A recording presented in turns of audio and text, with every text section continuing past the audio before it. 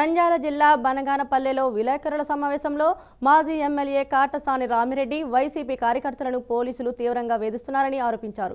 బాధితుల పేర్లను డిజిటల్ బుక్లో నమోదు చేస్తున్నామని, ఈ బుక్ను మాజీ సీఎం జగన్ ఈ నెల 24న ప్రారంభించారని తెలిపారు. తాము అధికారంలోకి వచ్చిన తర్వాత బాధ్యత గల పోలీసు అధికారులపై కఠిన చర్యలు తీసుకుంటామని హెచ్చరించారు.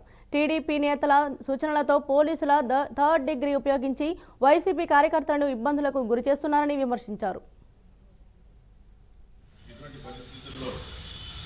ఈ యొక్క డిజిటల్ బుక్ ఏర్పాటు చేయడం అనేది కార్యకర్తలు, ఎందుకంటే వైఎస్ఆర్ పార్టీ నాయకులకు కార్యకర్తలకు మనోధైర్యాన్ని కూడా కల్పించినట్టుగా ఉంటుంది. మరి ఈ రోజు నుంచి ఈ డిజిటల్ బుక్ లాంచ్ చేస్తూ ఉన్నాం కాబట్టి ప్రతి ఒక్కరికి ఈ డిజిటల్ బుక్ గురించి అన్ని వివరంగా కూడా కార్యకర్తలకు కూడా వివరించడం జరుగుతుంది. ఈ యొక్క డిజిటల్ బుక్ ఉద్దేశం కూడా కార్యకర్తలు కూడా వివరించడం జరుగుతుంది.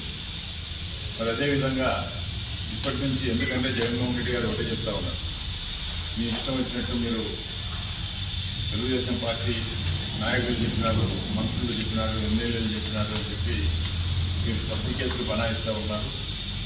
మరి ఈ శిక్ష ఊరికే పోదు. ఖచ్చితంగా ఈరోజు ఏదైతే మా కార్యకర్తలు బాధలు అనుభవించినారో ఖచ్చితంగా రేపు అధికారం వచ్చిన తర్వాత ప్రతి ఒక్కరిని కూడా ఇది గుర్తు ఉండే విధంగా, ఎందుకంటే మీరు ఎక్కడ ఉన్నా కూడా జగన్మోహన్ రెడ్డి గారు ఒకటే చెప్తా ఉన్నారు, మీరు రిటైర్డ్ అయిపోయినాను, నేను ఎక్కడికో వెళ్ళిపోయినాను, లేకుంటే గో ఎమ్మెల్యేని పట్టుకొని గో పోస్టింగ్ తెచ్చుకుంటానంటే కాదు.